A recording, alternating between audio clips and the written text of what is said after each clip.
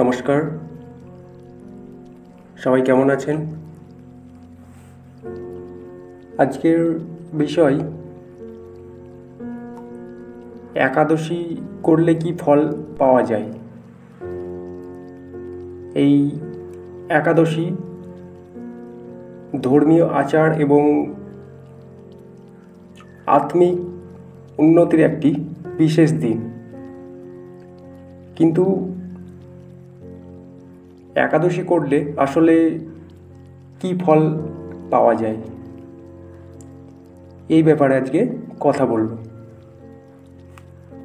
শাস্ত্র অনুযায়ী একাদশী ভক্তি এবং সাধনার এক অনন্য সময়। এই বিশেষ দিনে উপবাস করে আমরা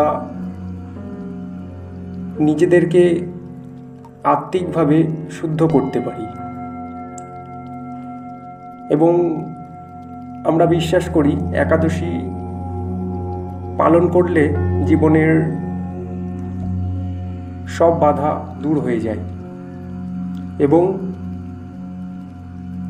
আমাদের সঠিক একটা পথের সন্ধান মেলে। তাহলে এই একাদশী এর সৃষ্টি কিভাবে হলো? পুরাণ অনুযায়ী এই একাদশী হলো ধর্মের ধারক দেবী লক্ষ্মীর এক অবতার। তিনি দুষ্ট আত্মার বিরুদ্ধে যুদ্ধ করে ভক্তদের রক্ষা করেন। এই কারণেই একাদশী পালন করলে আমরা লক্ষ্মী দেবীর আশীর্বাদ পাই।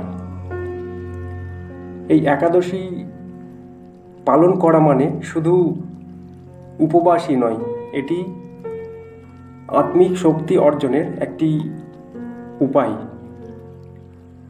এই দিনে ধ্যান, জপ এবং প্রার্থনার মাধ্যমে আমরা নিজেদের উন্নতি ঘটাতে পারি। তো এই একাদশী পালন করে আপনি কি ফল পাবেন?